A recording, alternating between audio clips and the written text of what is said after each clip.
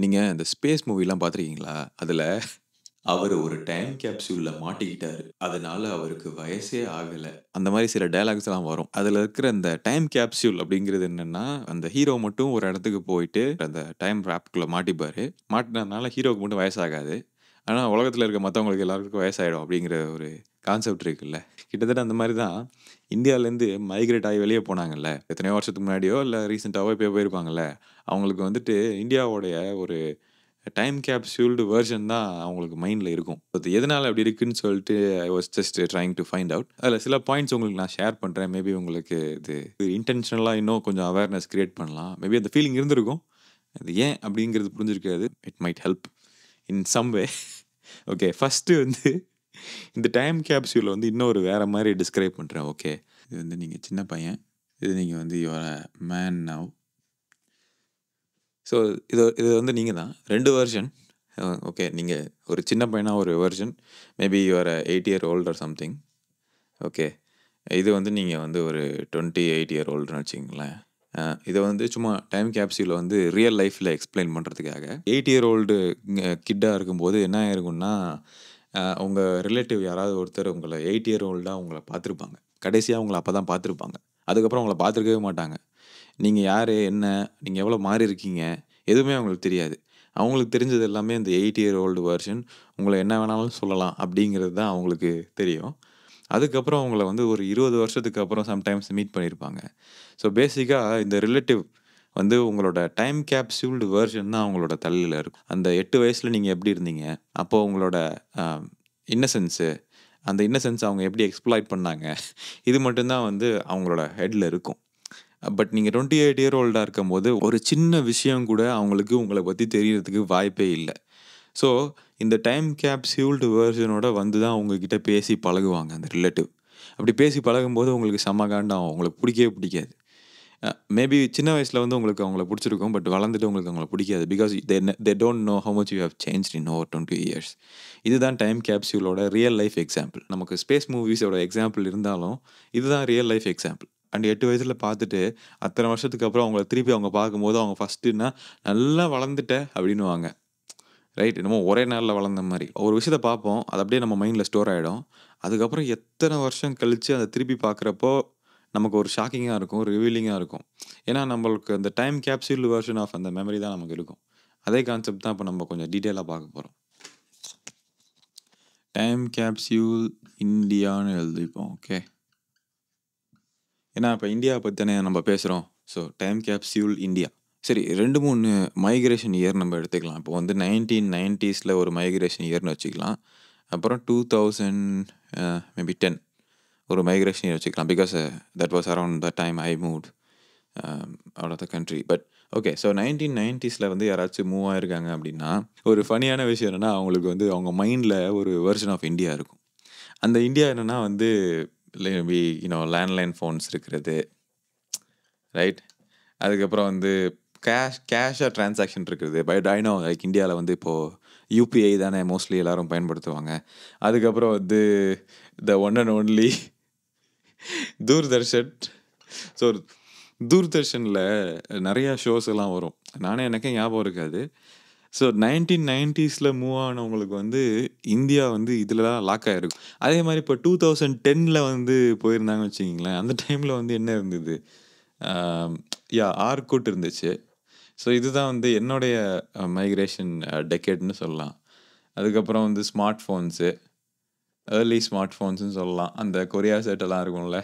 Korea செட்லாம் அதுக்கு முன்னாடி தான் நெனைக்கிறேன். ரைட். அதுக்கப்புறம் வந்து ஒரு மெட்ரோ அதெல்லாம் கன்ஸ்ட்ரக்ஷன் போயிட்டு இருந்தது. இதெல்லாம் வந்து தமிழ்நாட்டுக்கு சென்டரா சொல்றேன்.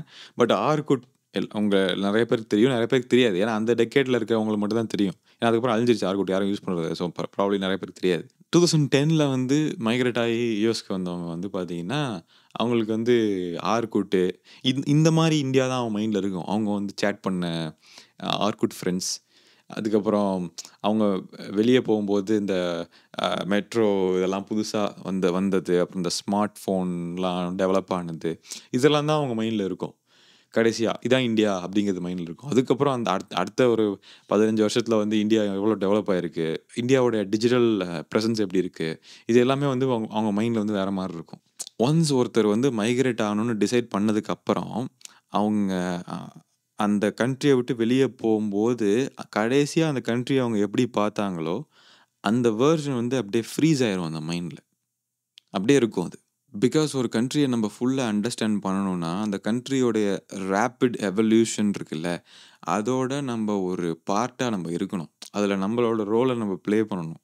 ப்ளே பண்ணா மட்டும் தான் நமக்கு அது ரியலா என்ன நடந்துட்டுருக்கு, அது எப்படி இம்ப்ரூவ் ஆயிருக்கு அந்த கண்ட்ரி, அப்படிங்கிறது நமக்கு புரியும். இல்லன்னா வந்து நம்ம பழைய கதைய பேசிட்டு இருப்போம். நான் அடுத்தது விஷயம் ஒண்ணு சொல்றதுக்கு முன்னாடி, நான் இன்னொரு ஒரு விஷயம் நான் இங்க நோட் பண்ணேன். நான் ஒரு ஹோட்டல் போனேன். அந்த ஹோட்டல்ல வந்துட்டு ஒரு பெயிண்டிங் இருந்துச்சு.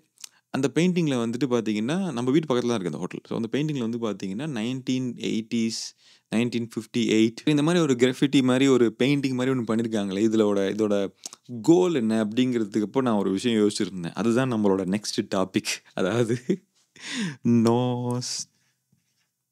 நோஸ்டால்ஜியா.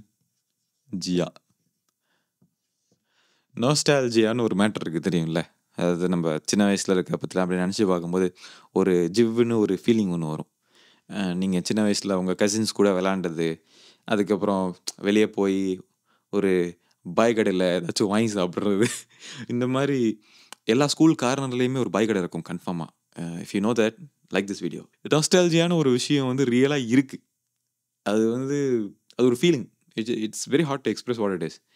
பட் அந்த ஓல்ட் ஃபீலிங்ஸ் அதெல்லாம் வந்து பார்த்தீங்கன்னா, ஒரு பாக்ஸ் மாரி நமக்கு உட்காந்துருக்கும். அந்த பாக்ஸ் ஓப்பன் பண்ணோம்னா, அந்த நாஸ்டால்ஜிக் ஃபீலிங்ஸ் வரும். அந்த பாக்ஸ க்ளோஸ் பண்ணிட்டோம்னா, அந்த ஃபீலிங்ஸ் போயிடும். Because we have to come back to our real life. சில பாட்டு கேட்டா கூட ஒரு மாரி நாஸ்டால்ஜிக்கா இருக்கும். Let's say you had a crush on someone 15 years back. And அப்போ ஒரு சாங்க கேட்டா, அவங்க ஞாபகம் வரும்னு வச்சுக்கோங்க. நீங்க இன்னைக்கு வரைக்கும் அந்த சாங் கேட்டா, அவங்க ஞாபகம் மட்டும் தான் வரும். Because it is so associated right? அதுதான் நாஸ்டால்ஜியா. நாஸ்டால்ஜியாங்கிறது வந்து அந்த அன்டாப்ட் அ ஓல்ட் மெமரீஸ வந்து போய் டேப் பண்ணும்போது உங்களுக்கு அந்த அப்படியே ஒரு ஃபீலிங் வரும். It's very nice. பட் அந்த நாஸ்டால்ஜியாவோட கூலஸ்ட் திங் என்னன்னா, நம்ப இப்போ ஒரு உங்க ஹோம் கண்ட்ரி இந்தியான்னு வச்சுக்கங்களேன். இப்ப இந்தியால இருக்கீங்க அப்படின்னா, இந்தியாலேருந்து நீங்க எவ்வளோ டிஸ்டன்டடா இருக்கீங்க இருக்கிற இப்போ நீங்க வந்து யுஎஸ்ஏல இருக்கீங்க வச்சுக்கங்களேன். I'm in the US. இந்த இந்தியாலேருந்து இந்த யுஎஸ்க்கு இருக்கிற அந்த டிஸ்டன்ஸ் இருக்குல்ல, அந்த டிஸ்டன்ஸ் வந்து it sort of like magnifies the nostalgia. Magnifies. Okay, this is the word. ஏன்னா, நாஸ்டால்ஜியா அது ஒரே இதுல தான் இருக்கும். அது ஒரே மாரி தான் இருக்கும். ஒரே ஃபீலிங் தான் அது. அது ஒண்ணும் வேற வேற டிஃபரெண்ட் டிஃபரெண்ட் அப்படியே எஃபெக்ட்ஸ்லாம் கிடையாது. அத பெருசு பண்றதுக்கு உண்டான எஃபெக்ட் வந்து டிஸ்டன்ஸ்ல தான் இருக்கு. உங்க ஊர பத்தி நீங்க யோசிக்கிறப்போ, உங்க மண்டைக்குள்ள உங்க ஊரோட மெமரீஸ் இருக்குல்ல. இப்போ ஒரு ஃபெஸ்டிவல் டைம், ஒரு திருவிழா அந்த மாரிலாம் இருக்குன்னு வச்சுக்கங்களேன். அந்த மெமரீஸ்லாம் வந்து ரொம்ப ரொம்ப ரொம்ப விவிடா இருக்கும். It's very vivid. அதாவது உங்க மைண்டுக்குள்ள. ஆனா ரியாலிட்டில அப்படி இருக்காது. இப்போ உங்க ஊரே மாறி இருக்கும். திருவிழாலாம் ஸ்டாப் ஆயிருக்கும். இல்ல அந்த திருவிழாவோட இன்டென்சிட்டிய குறைச்சிருப்பாங்க. அந்த மாரி நெறைய நடந்திருக்கும். பட் உங்க மைண்டுக்குள்ள நார்மலா நடந்திருக்கும்ல, அந்த திருவிழா நடந்திருக்கும்ல. அத விட உங்க மைண்ட்ல வந்து ரொம்ப விவிடா நெறைய சின்ன சின்ன மெமரீஸு, திருவிழால காணா போன experience. It's very vivid right? ஏன் அந்த விவிட்ன்னு சொல்றேன்னா, ரியல் லைஃப்ல நடந்தத விட it is more clear. It is more vivid. ஏன்னா உங்க வெர்ஷன் மட்டும் தான் நீங்க பார்த்திருப்பீங்க. Right? You see the thiruvizha right? You see what's happening there. You see some weird experiences. அந்த ரியலா நடந்தத விட மெமரீஸ் எல்லாம் ஆல்டர் ஆயி, ரொம்ப பயங்கரமா உங்க மைண்ட்ல ஸ்டோர் ஆயிருக்கும் அது. பட் என்னோட ஃபீலிங் அது ஏன் அப்படி ஜாஸ்தி ஆகுதுன்னா, நம்ம வீட்லேருந்து இருக்கிற நம்ம டிஸ்டன்ஸ் ஜாஸ்தி ஆகும்போது, we sort of like tend to think about it more. சில பேருக்கு ஞாபக சக்தி ஜாஸ்தியா இருக்கும். அது ஏன் அப்படி ஜாஸ்தியா இருக்குன்னா, அவங்க உட்காந்து ரீகால் பண்ணிட்டே இருப்பாங்க ஒரு விஷயத்த. நடந்த ஒரு விஷயத்த வந்து நெனச்சு நெனச்சு பார்த்துட்டு இருப்பாங்க அப்பப்போ. ஒரு விஷயத்த நம்ம யோசிக்காம விட்டோம்னா, அது அப்படியே நமக்கு அது மறந்துரும். பட் நம்ம ரீகால் பண்ண பண்ண தான் நமக்கு மைண்ட்ல அது ஞாபகம் இருக்கும். It's all mental. திருவிழா இருக்குன்னு வச்சுக்கங்களேன், ஒரு ஃபெஸ்டிவல் இருக்குன்னு வச்சுக்கங்களேன். ஏதோ ஒரு ஈவென்ட், ஒரு தீபாவளி அந்த மாரி ஒரு ஃபெஸ்டிவல்னு வச்சுக்கங்களேன். இப்ப நம்ம ஊர்ல வந்து பார்த்தீங்கன்னா, தீபாவளிய வந்து மூவ் ஆன் ஆக ஆரம்பிச்சிருப்பாங்க மக்கள். ஏன்னா வெடி வெடிக்கிறதெல்லாம் வந்து பொல்யூஷன் ஜாஸ்தியா இருக்குது. ரொம்ப எக்ஸ்பென்சிவா இருக்குது வெடி. அன்னெசசரியா அது காசு எதுக்கு கரியாக்கணும் அப்படின்னு சொல்லிட்டு நெறைய பேர் மூவ் ஆகுறாங்கன்னு வச்சுக்கோங்க. ஒரு சினாரியோ சொல்றேன். I don't know what's happening there. Indians வந்து அப்ராட் போயிருப்பாங்கல்ல, அவங்களோட மைண்ட்ல எப்படி இருக்கும்னா, நம்ம நல்லா வெடி வெடிக்கணும். தீபாவளினா இதானே தீபாவளி. அப்படிங்கிற மாரி. அதாவது அவங்க சின்ன வயசில் வெடிச்சிருப்பாங்கள்ல, அந்த ரிச்சுவல்ஸை வந்து அவங்களோட மைண்டில் இருக்கும்ல. இப்படி தான் இந்தியாவில் நாங்கள் செலிப்ரேட் பண்ணுவோங்கிறது அவங்க மைண்டில் ஒன்று இருக்கும் தெரியுமா, ஒரு இன்ஃபர்மேஷனு. அதை வச்சு தான் அவங்க வெடி வெடிச்சிட்டு இருப்பாங்க உட்காந்து ஃபாரினில். இந்தியாவில் இருக்கிறவங்களே மூவ் ஆன் ஆயிருப்பாங்க. இந்த ஃபெஸ்டிவலை நம்ம இப்படி கொண்டாட தேவையில்லை, வேற மாதிரி நம்ம கொண்டாடலாம், நம்ம வெடியெல்லாம் வெடிக்க வேணாம், என்வரான்மெண்ட்டுக்கு பொல்யூஷன் ஆகுதுன்னு சொல்லி மூவ் ஆன் ஆயிருப்பாங்க. ஆனால் ஃபாரினில் இருக்கவங்களுக்கு வந்து இப்போ இருக்கிற நிலவரம் தெரியாது. இப்போ இந்தியாவில் வந்து எப்படி பண்ணுறாங்க, எந்த மாதிரி செலிப்ரேட் பண்ணுறாங்க தெரியாது. ஸோ என்ன பண்ணுவாங்கன்னா, அவங்க சின்ன வயசில் செலிப்ரேட் பண்ணுவாங்கல்ல, அந்த நாஸ்டால்ஜியா வந்து வாழ்ந்துக்கிட்டே இருப்பாங்க. இந்த மைக்ரேட் ஆன இந்தியன்ஸோட மைண்டில் ஆக்சுவலாக ரெண்டு இந்தியா இருக்கும். இப்போ இருக்கிற இந்தியா ஒன்று, அவங்க மண்டையில் ஒரு இந்தியா இருக்கும்ல, அந்த இந்தியா ஒன்று. செலக்டிவ் நாஸ்டால்ஜியான்னு சொல்லலாம். ஓகே. இது பர்ட்டிகுலராக சில விஷயங்களில் மட்டும் நாஸ்டால்ஜியா மாதிரி ஃபீலிங். பட் மற்றதெல்லாம் இந்தியாவோட நிலவரம் அவங்களுக்கு தெரியும். ஏன்னா அந்த நாஸ்டால்ஜியா வந்து ஒரு நல்ல சூப்பர் ஃபீலிங்கிறதுனால அவங்க மண்டையில் ஒரு இந்தியா இருக்குல்ல, அந்த இந்தியாவை வச்சு தான் இந்த கரண்ட்டு செலிப்ரேஷன்ஸ்லாம் பண்ணிட்டு, அந்த ஆனஸ்டான இந்தியா இருக்குல்ல, இப்போ இருக்கிற இந்தியா தான் ஆனஸ்ட் இந்தியான்னு வச்சுக்குவோம். அந்த இந்தியா வந்து எவ்வளோ கண்டினியூஸாக சேஞ்ச் ஆகிட்டு இருக்குது, எவ்வளோ இம்ப்ரூவ் ஆகிட்டு இருக்குங்கிறது அவங்களுக்கு கடைசி வரைக்கும் தெரியவே தெரியாது. அவங்க நியூஸில் பார்க்குறது, இது பார்க்குறதெல்லாம் ரொம்ப ஸ்க்யூடாக இருக்கும். ஏன்னா இப்போ எல்லாமே வந்து ரெக்கமெண்டேஷன்ஸ் தானே நடக்குது. நான் என்ன பார்க்கணுன்னு ஆசைப்பட்றேங்கிறது மட்டும் தானே எனக்கு தெரியுது இன்டர்நெட்டில். எனக்கு என்ன தெரியணுங்கிறது தெரியல. நான் என்ன தெரியணும்னு நினைக்கிறேங்கிறது மட்டும் தானே எனக்கு தெரியுது. அதனால அந்த இப்போ இருக்கிற இந்தியாவோட எதுவுமே வந்து அவங்களுக்கு ஃபுல்லாக கம்ப்ளீட் பிக்சர் இருக்காது. ஸோ ஒரு இன்கம்ப்ளீட் இந்தியா தான் அவங்க மைண்டில் இருக்கும். இது தேர்ட் விஷயம், அது நான் ரொம்ப பர்டிகுலராக நோட்டீஸ் பண்ணது. இந்தியாவுடைய கல்ச்சுரல் ஷிஃப்ட்டு, ஒரு புது ட்ரெண்டு, புது ஸ்லாங்கு. இது வந்து ஜெனரேஷன் நிறைய பேர் சொல்லுவாங்க, ஜென்ஸி, நாங்கள்லாம் இது 90s கிட்ஸ்லாம் அப்படி கிடையாது. ஓவராலாகவே இந்தியாவே இம்ப்ரூவ் ஆகிருக்கும். எந்த விஷயத்துலலாம் வந்து இப்போது விமன்ஸ் ரைட்ஸு இந்த மாதிரி விஷயங்களில் வந்து பயங்கரமாக இம்ப்ரூவ்மெண்ட் ஏற்பட்டிருக்கும். இப்போது யூஎஸில் பார்த்தீங்கன்னா நிறைய பேர்ட்ட கேட்டிங்கன்னு வச்சுக்கோங்களேன், இப்போது இந்தியானா என்ன அப்படின்னு கேட்டிங்கன்னா, அவங்களுக்கு வந்து இன்னும் மோசமான விஷயம் தான் மைண்டில் இருக்கும். எப்படின்னா வந்து டிவியில் காட்டுற இந்தியா மட்டும் தான் அவங்களுக்கு மைண்டில் இருக்கும்.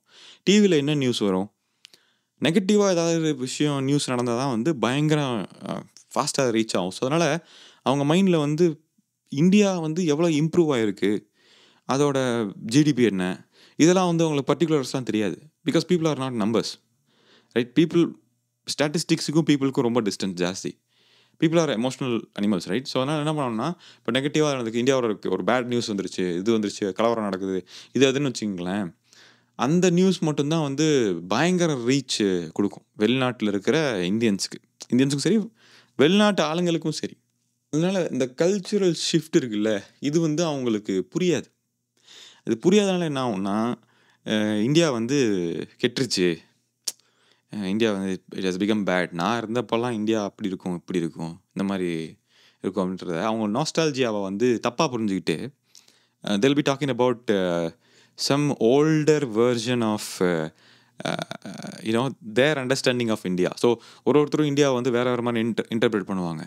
இப்போ நான் வந்து பார்த்தீங்கன்னா எப்படி இன்டர்பிரேட் பண்ணுவேன்னா, என்னுடைய சின்ன வயசில் நடந்த இது, நான் வளர்ந்ததுக்கப்புறம் வளர்ந்த இந்தியாலாம் எனக்கு மறந்துருச்சு.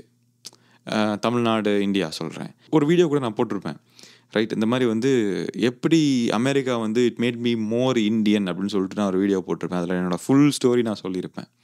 அதில் இருக்கிற சின்ன சின்ன இன்ட்ரிகசிஸ்லாம் நான் சொல்லியிருப்பேன். அதில் just go and watch if you have time.